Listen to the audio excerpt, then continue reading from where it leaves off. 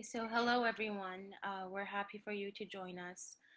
This is part two of the Student Race Equality Steering Group series of lectures for Black History Month, presented by Abu Bakr Madin Al-Shabazz. Abu Bakr, for those of you who didn't attend last lecture, is a trained psychologist, sociologist, researcher, and anthropologist from Cardiff University School of Social Sciences, where he is also a visiting lecturer in education staff development. Abu Bakr is a well-established local historian and expert in Black and African history, in which he has been studying for some 46 years. Currently, he is also the Black History Officer for Race Council Cymru in their Black History Cymru 365 initiative and education institutions across Wales, as well as the education consultant for the Welsh Government's Working Group on the new Welsh curriculum in Black history and a multicultural education. Abu Bakr is also a special education tutor for Caerphilly County Borough Council, and he is also a counseling and guidance representative, and he teaches health and social care at the City of Bristol College. Abu Bakr is best known as a multidisciplinary and interdisciplinary specialist.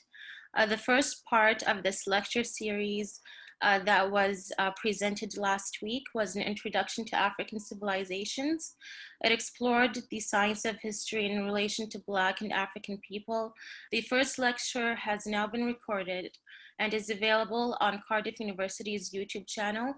This lecture will also be recorded and made available at a later date. Today's lecture will be discussing part two, contributionism, the history of high cultures and civilizations in African antiquity. How do we reconcile the multiplicity and deeply, yet also beautiful, diverse composition of our past when the education system doesn't ask us to question or challenge anything mono? Monolingualism and monoculturalism is the norm, and whilst we try to move away from this, it's impossible whilst our key institutions reinforce mono in all areas. I see language and learning of languages as one vehicle for unpacking and unpicking the false narratives we accept. And she thanks you for a brilliant talk and would like to know your views on this. Right. My approach, basically, I believe, and I've said this to the Senate, I'm part of the working group on the new Welsh curriculum in order to integrate Black history into the curriculum, but I'm also in favor of a multicultural curriculum.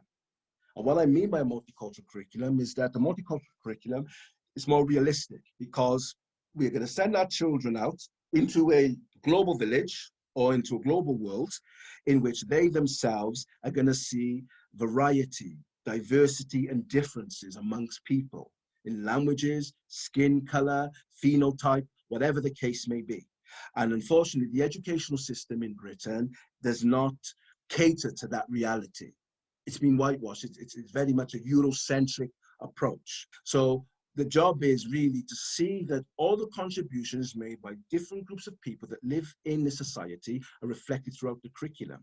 Because it's not fair for the Black child, as an example, to sit in the class. White people are mentioned in chemistry, they're mentioned in physics, okay? They're mentioned in mathematics, they're mentioned in biology, they're mentioned in literature, they're mentioned in language, they're mentioned in geography, they're mentioned in design and art, they're mentioned in every single subject you can think of. Every single subject.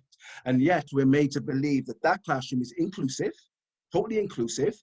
It omits Black children and brown children from those narratives within those subjects.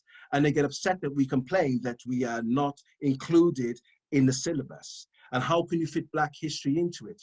And my argument is, if you fit white history into all those disciplines, you can fit Black history in there, you can fit Semitic history in there, you can fit Indo-European history in there, you can do it. You don't want to do it because the reality is they believe in dominance and authority and hegemony. They don't believe in sharing. They don't believe in what I refer to as cultural elasticity. They believe they should dominate and control, not to share. And that is the problem with the monocultural approach within the curriculum. So the decolonization of that is inevitable. It needs to be done because Britain is a multicultural society. It's a multi-ethnic society. And just giving a curriculum to white children or white pupils within the educational system is totally unjust, it's not fair, it's not equal, it doesn't have equity, okay? And it doesn't involve inclusivity. That's not inclusivity, okay? Inclusivity means we're included alongside the group. So if I was to ask you, for instance, name me one black scientist, most of you would struggle. A black biologist or chemist or whatever the case may be, you would struggle. But you know Isaac Newton, okay? You know Copernicus, you know these individuals. But do you know there were people that preceded them in Moorish Spain and in Italy who were Arabs and Africans? We don't know about this because that 800-year to 1,000-year history has just literally been wiped out to the way.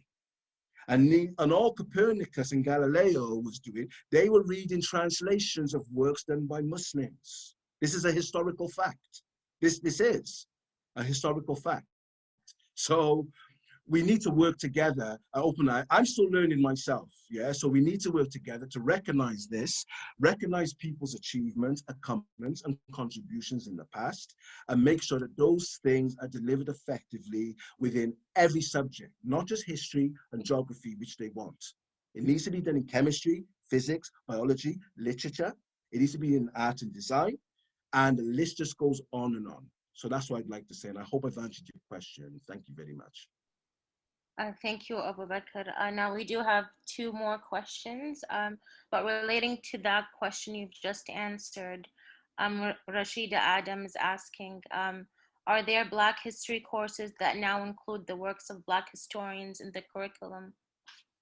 No, at the moment, by the looks of things, no. And this is another problem because, like the person which asked about our responsibility, we're not producing enough authors, enough historians. This is what we have done. We haven't produced that. So the fact of the matter is we're relying on works by either Eurocentrics or Europeans to tell our story.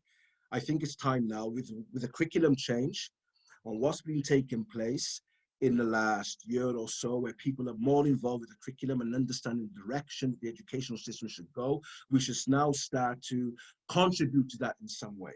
Many of us can write. Let's write a small pamphlet, you know, on some sort of education, write it for, you know, children books.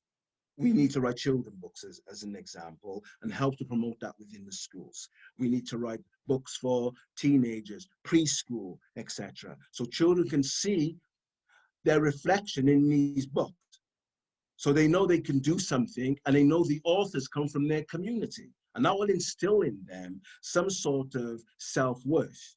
And this is something I think that, you know, we really need to do in order to ensure that we get a fair curriculum. Because once the decolonization of the curriculum goes, then there's going to be other decolonization in other institutions. There has to be decolonization in the labor market, in the political arena, because we still live in a dual system. The legal system, you know, even though the law says X, Y, and Z, it treats this ethnic group as a privileged group under the same law, and it has it with this ethnic group.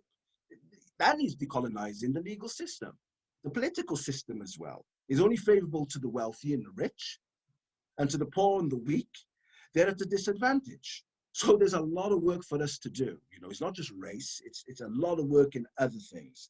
So we all have to do our little bit, and that's all I'm saying.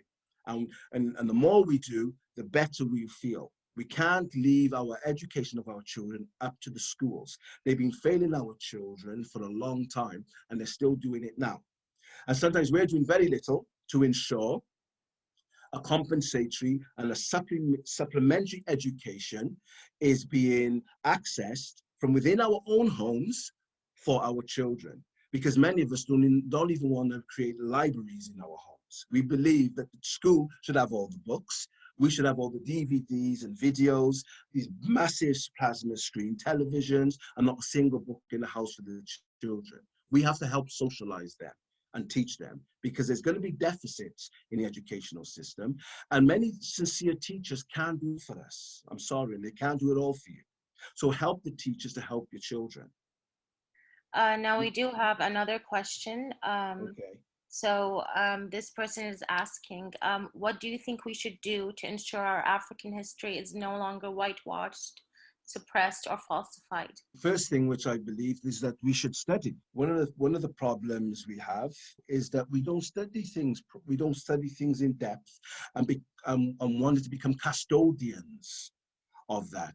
The reason why I became a historian is because I noticed amongst my parents, say for instance, they knew more about British history, imperialism, and colonization than their own. When I was trying to study my own history, looking at the past and beyond slavery, there was this sense of antagonism taking place within the household. And what I started noticing was that as they were dying off, now they wanted to recapture their history. So I took it upon myself, literally, truly, really and truly, to go out and research as much as I can and to bring that information back in a way. But I didn't think I was ever going to become a lecturer or a teacher. I am started now to write books to get that information out there. But it's our responsibility. The preservation of culture is our responsibility. And we need to read and we need to write as much as possible and preserve that. Because those custodians that took over after the fall of the Moors in 1492, they have done a horrific job in whitewashing it right in the south of history, where now we've become mere slaves in the eyes of the other. And it's unfortunate that has become the reality of our experience in the Western world, when our history goes back right from the beginning of time. So we need to do more. We need to create more scholars, historians, social scientists, and push for that. And we need to implement that within our children. We have to make sure that at least one of our children is a historian, a chemist, a physicist, etc. Not what happens when I go into the schooling system, where majority of them are putting up their hands. They want to engage in music, sports, and drama. This is what they want to engage in. And when you're looking at the higher sciences of STEM, either none or hardly any are thinking of going into that realm. And this is unfortunate. And the educational system perpetuates that to a large extent. So we have to do more, go into study circles or go into evening classes, do more online courses, build up a repertoire of information, and you go out and you teach it as an individual. And that's how it's going to spread. Thank you very much. Thank you, Abu Bakr. Now we have a couple of questions from Chris. So one question is, does the evidence suggest Noah's family originally was from the Middle East or from North Africa?